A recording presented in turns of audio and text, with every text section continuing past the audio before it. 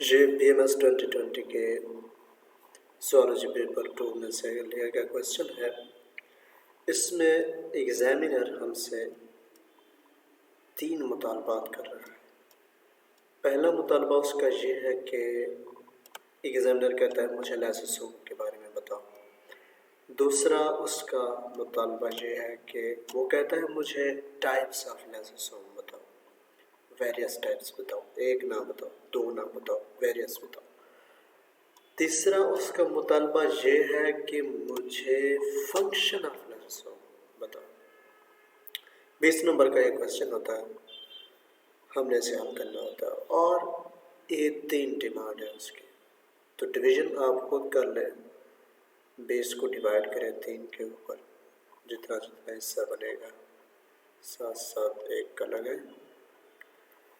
तो जनाब हम सबसे पहले उसका पहला डिमांड मुकम्मल करेंगे। वो कहता है लाइसोसोम क्या है। लाइसोसोम हम कहते हैं एग्जामिनर साहब, लाइसोसोम एक मेम्ब्रेन बाउंड ऑर्गेनेलिज है।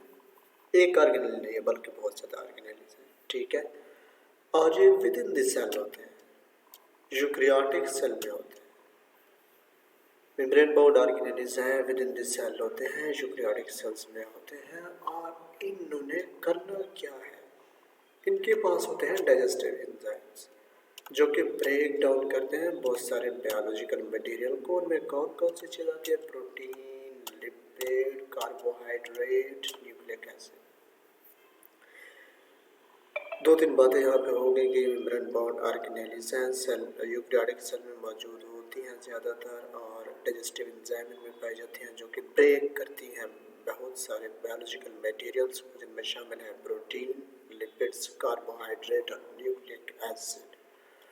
Lysosomes are formed by the Golgi apparatus. Okay, कहता है कि lysosomes Golgi apparatus की मदद से बनते हैं which package the enzyme into vesicle. अब Golgi apparatus क्या कर रहा है, एंजाइम को पैकेज कर रहा है, उनकी पैकिंग कर रहा है वेसिकल्स की फॉर्म में and send them to different parts of the cell, और different parts of the cells को भेज रहा है, यानी कि ट्रांसपोर्टेशन का काम कर रहा है। वेसिकल की फॉर्म में पैक करके different parts of the cells को भेज रहा है गोल्जी apparatus। तो लाइसोसोम भी इसी से मिलकर बना है, इसी ने बनाया है, इससे मिलकर इसी ने बनाया है।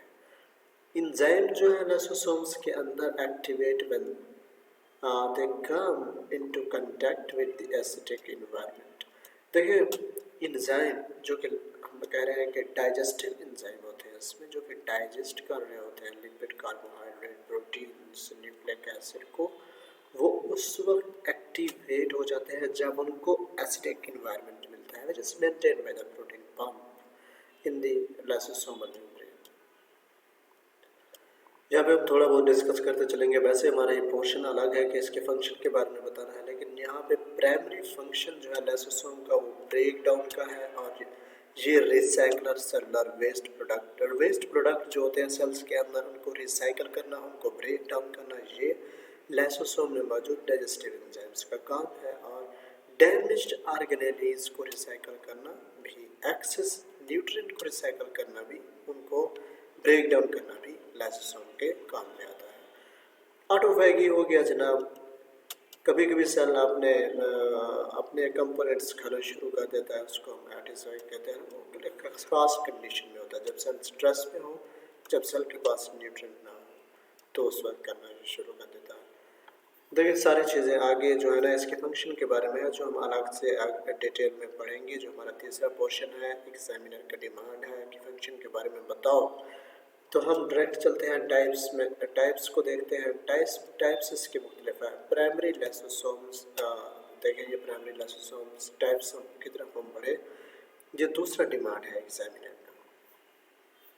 क्वेश्चन को अच्छी तरह से जब हम पढ़ेंगे हमें पता चलेगा कि वो किन चीज़ों का मुतालबा कर रहा है और किन डायमेंशन से क्वेश्चन हमसे पूछ रहा है। तो हम आंसर को मॉडिफाई करके लिख देंगे। नॉलेज भी होता है जो हमारे पास होता है, लेकिन उनको मॉडिफाई करके लिखना होता है। उसने पहले क्या पूछा, उसने बाद में क्या पूछा, उसने आखिर में क्या पूछा, तो ये चीज़ें, इन चीज़ों का ख्याल रखना होता है। न्यूली फॉर्म्ड लाइसोसोम्स होती हैं जो कि कंटेन करती हैं डाइजेस्टिव एंजाइम्स को, and have not yet fused with other organelles. Organelles और वेसिकल्स। अभी तक वो किसी और ऑर्गेनेली के साथ फ्यूज़ नहीं हुए होते, किसी और वेसिकल के साथ फ्यूज़ नहीं हुए होते, उनको हम प्राइमरी लाइसोसोम बोलते हैं। सेकेंडरी लाइसोसोम्स वो है ये प्राइमरी लाइसोसोम से बनते हैं। सेकेंडरी लाइसोसोम बन रहे हैं प्राइमरी लाइसोसोम्स के साथ फ्यूज विद वेसिकल्स। जब ये प्राइमरी लाइसोसोम फ्यूज हो जाते हैं वेसिकल के साथ तो उस वक्त सेकेंडरी लाइसोसोम बनते हैं। अच्छा जी, तो हम पढ़ रहे हैं सेकेंडरी लाइसोसोम के बारे में। हम कह रहे हैं कि प्राइमरी लाइसोसोम जब फ्यूज होते हैं ना ऑर्गेनेल्स के साथ, वेसिकल्स के साथ या किसी डाइजेस्टेड मटेरियल के साथ, तो उस वक्त सेकेंडरी लाइसोसोम हमारा बन जाता है। और ये जो फ्यूज होते हैं डाइजेस्टिव मटेरियल्स को दोबारा रिलीज किया जाता है साइटोप्लाज्म में ब्रेक डाउन करके। अब तीसरे नंबर पे देखें तो ऑटोफैगोसोम्स। ये क्या करते हैं जनाब? ऑटोफैगोसोम्स स्पेशलाइज्ड वेसिकल्स होते हैं जो कि बनते हैं during the process called autophagy. Autophagy के प्रोसेस के दौरान ये ऑटोफैगोसोम बन रहे होते हैं with cell recycle their component. Autophagosome include cellular material to be digested. ये क्या करते हैं? सेलुलर मटेरियल को इनक्लोज करते हैं जिनको डाइजेस्ट किया जाता है और लाइसोसोम्स के साथ ये फ्यूज हो जाता है। ऑटोफैगी में असल में ये सेल जो है ना उसके अपने अंदर जो कंपोनेंट होते हैं, जो ओल्ड ऑर्गेनेल्स होते हैं, वो जब उनकी ब्रेक डाउन करना शुरू हो जाते हैं तो उस प्रोसेस को हम ऑटोफैगी कहते हैं। और वो जिनकी वजह से, जिन लाइसोसोम की वजह से ये हो रहा होता है तो उनको हम ऑटोफैगोसोम कहते हैं। हेट्रोफैगोसोम ये क्या है? ये कैसे लाइसोसोम? हेट्रोफैगोसोम जब भी कोई एक्सटर्नल मटेरियल आता है तो ये उनके साथ ये उनको इंजेस्ट करते हैं जनाब। जिस तरह एक्सटर्नल मटेरियल में बैक्टीरिया हो गया या कोई और सेल हो गए, इनकी डाइजेशन होती है। हेट्रोफैगोसोम जो है ना वो लाइसोसोम के साथ फ्यूज हो जाते हैं। फिर इन ब्रेक डाउन के बाद इंजेस्टेड मटेरियल को एंजाइम की मदद से ब्रेक डाउन किया जाता है। एंड नहीं, अभी बहुत सारे बाकी हैं। पाँचवें नंबर पे रेजिडुअल बॉडीज। ये भी लाइसोसोम की टाइप है। जो मटेरियल डाइजेस्ट नहीं होते उनको इनडाइजेस्टिबल मटेरियल कहते हैं। या ये कुछ लाइसोसोम्स इनडाइजेस्टिबल मटेरियल से भर जाते हैं, फिल हो जाते हैं, तो उनको हम रेजिडुअल बॉडीज कहते हैं। Can not be broken down by enzyme. ये मतलब जो मटेरियल कुछ होते हैं जिनको एंजाइम ब्रेक डाउन नहीं कर पाते तो लाइसोसोम में वो फिल हो जाती हैं, तो उसको हम रेजिडुअल बॉडीज कहते हैं। एक्युमुलेट ओवर टाइम, वक्त के साथ साथ ये एक्युमुलेट होती रहती है, eventually excreted from the cell. कभी कभी ये सेल से एक्सक्रीट आउट किए जाते हैं। और छठा यानी कि हमारा आखिरी सेक्रेटरी लाइसोसोम।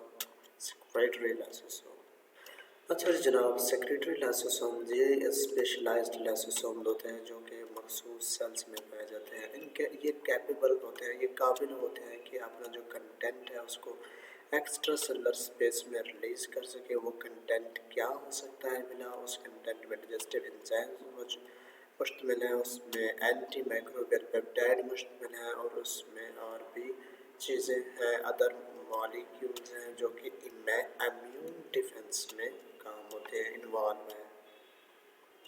हमने 6 किस्म के लाइसोसोम्स को डिस्कस किया। Primary lysosome, secondary lysosome, autophagosome, heterophagosome, residual bodies, secretory lysosomes. ये डिफरेंट 6 के 6 मुख्तलिफ लाइसोसोम्स हैं और ये मुख्तलिफ फंक्शन परफॉर्म करती हैं सेल्स के अंदर।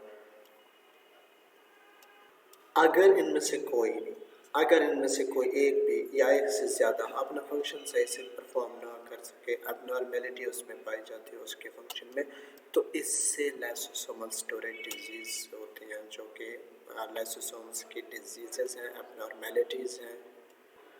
The last and most important demand of our innocent examiner is asking us about the function of lysosomes. Okay, and there are different functions of lysosome. First is degradation and recycling. Recycling, yes. Primary function of lysosome is to break down. अच्छा, तो इसमें हमने function को discuss करना है lysosomes के। सबसे पहले डिग्रेडेशन और रिसाइकलिंग का फंक्शन है इसका। ये क्या करता है? वेस्ट प्रोडक्ट को ब्रेक डाउन करता है। वेस्ट प्रोडक्ट की ब्रेक डाउन करता है, डैमेज्ड ऑर्गेनेल्स को ब्रेक करता है, एक्सेस न्यूट्रिएंट को ब्रेक करता है, मिसफोल्डेड प्रोटीन को ब्रेक करता है। तो ये रिसाइकल भी करता है, ब्रेक भी करता है। किन किन चीज़ों को? वेस्ट प्रोडक्ट्स को, डैमेज्ड ऑर्गेनेल्स को, न्यूट्रिएंट्स को, एक्सेस जो एक्सेस में है, मिसफोल्डेड प्रोटीन को जी। उसके बाद सेकंड नंबर पे जो फंक्शन है इसका ऑटोफैगी का है। ऑटोफैगी में ये क्या करता है? ये सेल को अलाउ करता है कि सेल अपने ही नुकसान कंपोनेंट्स को रीयूज़ करे। जब स्ट्रेस में हो, जब उसमें उस सेल में न्यूट्रिएंट्स की कमी हो, तो उस वक्त क्या करेगा? सेल ऑटोफैगी में चला जाएगा। लाइसोसोम उसको अलाउ करेंगे कि जनाब आप अपने ये कंपोनेंट को यूज़ करें, आप उनसे एनर्जी लें, आप उनको ब्रेक कर दें।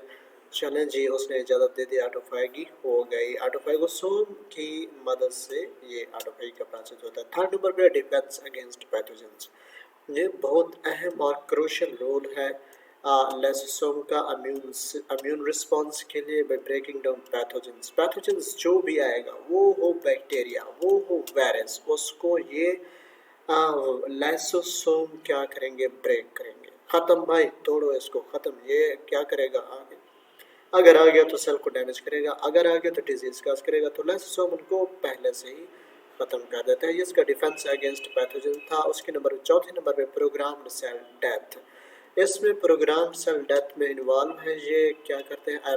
अपोप्टोसिस। इस प्रोसेस को हम अपोप्टोसिस कहते हैं, जिसमें सेल प्रोग्राम बना के एक ही बार सुसाइड डेथ अपना शो करते हैं, मर जाते हैं।